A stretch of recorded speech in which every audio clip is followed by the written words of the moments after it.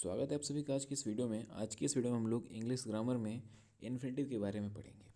इस वीडियो में हम लोग इन्फिनेटिव से रिलेटेड जितने भी इंपॉर्टेंट पॉइंट हो सकते हैं, जितने भी इन्फिनेटिव वाले रूल होंगे, सारे के सारे रूल को डिस्कस करेंगे, जो कि गवर्नमेंट एग्जाम के पर्सपेक्टिव से काफ़ी ज़्यादा बेनिफिशियल साबित हो सकते हैं।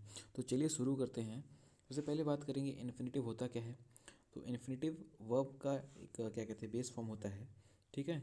और ये दो टाइप से यूज़ होता है। पहला इन्फिनेटिव जो कि टू प्लस वी वन के फॉर्म में यूज़ होता है, और जो दूसरा है हमारा बेयर इन्फिनेटिव यानी कि विदाउट टू यूज़ होता है।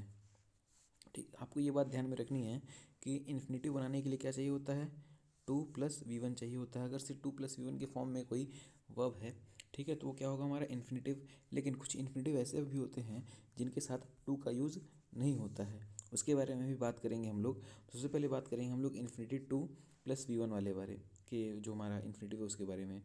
तो सबसे पहला यहाँ पॉइंट लिखा है, कुछ डेफिनेशन टाइप का है कि ये base form of the verb होता है, ठीक है। वर्ब के तीन फॉर्म होते हैं, पहला, दूसरा, तीसरा। इस तरीके से जैसे हमको गो, वेंट, गॉन, ठीक है, और गोज, गोइंग भी होता है, लेकिन हमको बस इन्हीं तीनों से मतलब है, ठीक।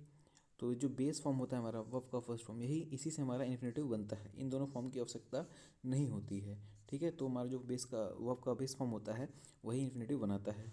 और ये क्या करता है, जो इन्फिनेटिव टू है हमारी, या फिर इन्फिनेटिव है, ये नाउन की तरह बिहेव करता है।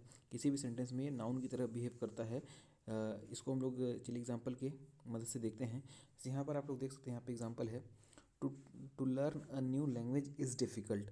यहाँ पे क्या है, to learn a new language is difficult. यहाँ पे जो टू लर्न है ये क्या है, इन्फिनेटिव टू है, ठीक। और यहाँ पर ये सब्जेक्ट की तरह काम कर रहा है, सब्जेक्ट की तरह काम कर रहा है, और ये नाउन की तरह बिहेव कर रहा है, ठीक है। सेंटेंस हमारा सही है, सेंटेंस में कोई गलती नहीं है। यहाँ पे ये मैं बताने की कोशिश कर रहा हूँ कि जो हमारा इन्फिनेटिव टू है वो एज अ नाउन वर्क करता है, ठीक। अब आगे पॉइंट हमारा ये है कि एक दूसरा एग्जांपल है, he wishes to earn money quickly. यहाँ पे क्या है, टू अर्न। जो टू अर्न यहाँ पर दिया गया है, ये किसकी तरह बिहेव कर रहा है, ये बिहेव तो कर नाउन की तरह ही, लेकिन ये किसकी जगह पे है, ये ऑब्जेक्ट की जगह पे है, और ये सब्जेक्ट की जगह पे है। यानी कहने का मतलब ये है, जो इन्फिनेटिव टू है वो सब्जेक्ट की जगह पे भी हो सकता है और ऑब्जेक्ट की जगह पे भी हो सकता है, लेकिन बिहेव किसकी तरह करेगा, नाउन की तरह बिहेव करता है, ठीक है। नाउन या प्रोनाउन की तरह बिहेव करता है। आगे बात करते हैं, आगे यहाँ पे बेयर इन्फिनेटिव के बारे में बात करते हैं। जो बेयर इन्फिनेटिव होता है, जैसा कि मैंने बताया, इन्फिनेटिव विदाउट टू। इसमें ऐसा इन्फिनेटिव होता है जिसमें टू नहीं होता है, ठीक है। तो ऐसे इन्फिनेटिव को बेयर इन्फिनेटिव कहते हैं। या ये कह लीजिए कुछ ऐसे हमारे वर्ब्स होते हैं जिनके साथ हम टू का यूज़ करते ही नहीं। किसी भी सेंटेंस को फॉर्म करने के लिए अगर वर्ब का यूज़ कर रहे हैं, लेकिन उस वर्ब के साथ हम लोग टू का यूज़ नहीं करते हैं, तो ऐसे वर्ब क्या कहलाते हैं, इन्फिनेटिव, बेयर इन्फिनेटिव कहलाते हैं, ठीक है। यहाँ पे मैंने लिमिटेड वर्ब्स लिखा है, लिमिटेड बेयर इन्फिनेटिव वर्ब लिखा है, ठीक है। इसके अलावा भी बहुत सारे होते हैं, लेकिन ये जितने भी वर्ब यहाँ पर हैं सारे के सारे काफ़ी इंपॉर्टेंट हैं। तो जिसमें से हमारा पहला है मेक, मेड, और क्या कहते हैं, bid, bade, see saw, hear और हियर्ड, लेट, सबसे इम्पॉर्टेंट है लेट हमारा, ठीक है। मेक, मेड भी इम्पॉर्टेंट है, see saw, but, then, except, would, rather, sooner than, ठीक है। ये जितने सारे वर्ड यहाँ पे लिखे गए हैं, जितने सारे वर्ब या फिर फ्रेज लिखे गए हैं, वो सारे के सारे क्या हैं, बेयर इन्फिनेटिव है। यानी इन सबों के साथ हम टू का यूज़ नहीं करेंगे, ठीक है। लेकिन कुछ कंडीशन ऐसी बन जाती हैं जहाँ पे टू का यूज़ करना पड़ता है। चलिए उन कंडीशन को देख लेते हैं। लेकिन हमको ये माइंड में रखना है कि जितने भी वर्ब्स हैं इसके अलावा भी कुछ होते हैं etc, ठीक है। तो जिनके साथ हम लोग टू का यूज़ नहीं करते हैं, तो ऐसे वर्ब क्या कहलाते हैं, बेयर इन्फिनेटिव कहलाते हैं। तो यहाँ पर सबसे पहले एग्जांपल है हमारा, I order him to do the work. मैंने उसको काम करने के लिए कहा या फिर आज्ञा आज्ञा दी। ये सेंटेंस हमारा सही है। जो दूसरा एग्जांपल है हमारा, I bade him to do the work, ठीक है। दोनों का सेंस बिल्कुल सेम है, ठीक है। मैंने उसको काम करने के लिए कहा या फिर काम पे लगाया, ठीक है। लेकिन यहाँ पे ये और जो दूसरा वाला सेंटेंस है हमारा, ये वाला गलत है। क्यों? क्योंकि यहाँ पे बेड है, बेड क्या है हमारा, इन्फिनेटिव है, बेयर इन्फिनेटिव है, और बेयर इन्फिनेटिव के साथ टू का यूज़ नहीं करते हैं। ठीक है, तो ये क्वेश्चन के मतलब ये इसका सही आंसर क्या हो जाएगा, ये सही सेंटेंस क्या हो जाएगा, I bade him do the work. ठीक है, इस तरीके से सही होगा, टू को हमको पूरी तरीके से हटा देना है। अब अगला एग्जांपल देखते हैं, यहाँ पे I was bade to do the work. अब यहाँ पे देखिए बेड है और टू भी लगा है साथ में, लेकिन ये सही है। ऐसा क्यों? ऐसा इसलिए, अगर बेयर इन्फिनेटिव यहाँ पे मैं लिख दे रहा हूँ, अगर से बेयर जो इन्फिनेटिव है ये सेंटेंस में यूज़ हो रहा है और सेंटेंस हमारा एक्टिव फॉर्म में है, एक्टिव वॉइस में है। ठीक है, तो टू का यूज़ नहीं करेंगे। ठीक है, अगर सेंटेंस हमारा एक्टिव फॉर्म में है और उस सेंटेंस में कोई बेयर इन्फिनेटिव दिया है तो टू का यूज़ नहीं करेंगे।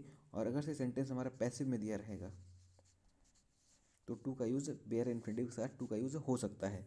तो जैसा कि आप लोग देख सकते हैं, ये वाला जो सेंटेंस है I was bade to do the work, ये सेंटेंस किस फॉर्म में है, ये पैसिव फॉर्म में है। तो यहाँ पर बेड यानी कि जो हमारा बेयर इन्फिनेटिव है इसके साथ टू का यूज़ हो सकता है। तो इस तरीके से ये वाला जो सेंटेंस हो जाएगा हमारा बिल्कुल सही हो जाएगा। ठीक, इसमें कोई गलती नहीं है। अब आगे बात करते हैं, अगला सेंटेंस हमारा देखिए मेड, जो हमने दूसरा बेयर इन्फिनेटिव देखा था, यहाँ पे मेड का यूज़ हुआ है। The cruel lady made her servant to do all the cleaning. ठीक है, ये जो एग्जाम्पल है इसका मतलब ये है कि जो क्रूअल लेडी थी उसने अपने सर्वेंट से सारा साफ सफाई कराया। ठीक है, अब यहाँ पे मेड है, मेड क्या है, एक बेयर इन्फिनेटिव है। मेड एक बेयर इन्फिनेटिव है, इसके साथ हम लोग टू का यूज़ नहीं करेंगे। ठीक है, कब नहीं करेंगे, जब हमारा सेंटेंस एक्टिव वॉइस में होगा। ठीक, लेकिन यहाँ पे क्या है, यहाँ पे ये सेंटेंस हमारा ये भी एक्टिव वॉइस में ही है। ठीक है, ये एक्टिव वॉइस में है तो यहाँ पे टू का यूज़ नहीं होगा। ठीक, टू को हटा देंगे तो हमारा सेंटेंस सही हो जाएगा। ठीक, अब इस नीचे वाले सेंटेंस को देखते हैं हम लोग, I was made to do the work, I was made to do the work. अब ये क्या है ये जो सेंटेंस है ये सेंटेंस है पैसिव वॉइस में। ठीक है, पैसिव वॉइस में है।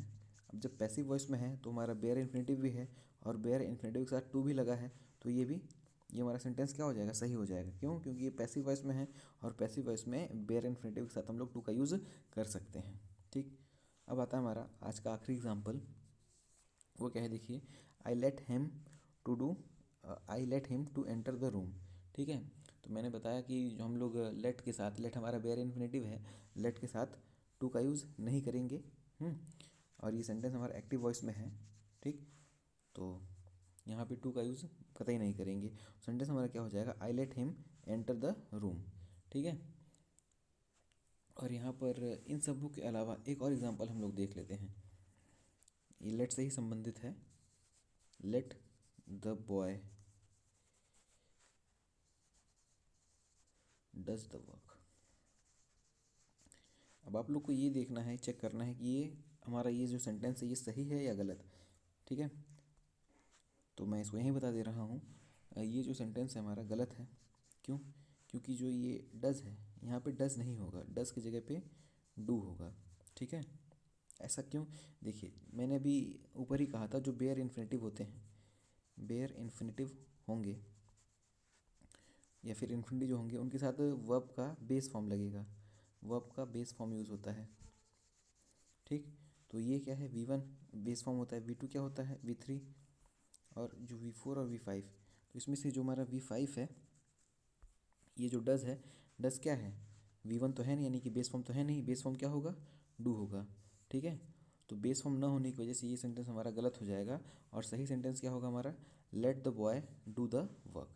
ठीक है, तो ये बात आपको ध्यान में रखनी है कि जितने भी इन्फिनेटिव होंगे उनके साथ हम लोग कौन सा वर्ब का फॉर्म यूज़ करेंगे, बेस फॉर्म। ठीक है, तो आशा करता हूँ आप लोग को ये सारी बातें क्लियर हुई होंगी। अगर से ऐसा है तो प्लीज़ आप लोग रवि कॉमर्शियल कॉलेज को सब्सक्राइब करिए और वीडियो को लाइक कर दीजिएगा, और मिलते हैं अगली वीडियो में। तब तक के लिए थैंक यू सो मच।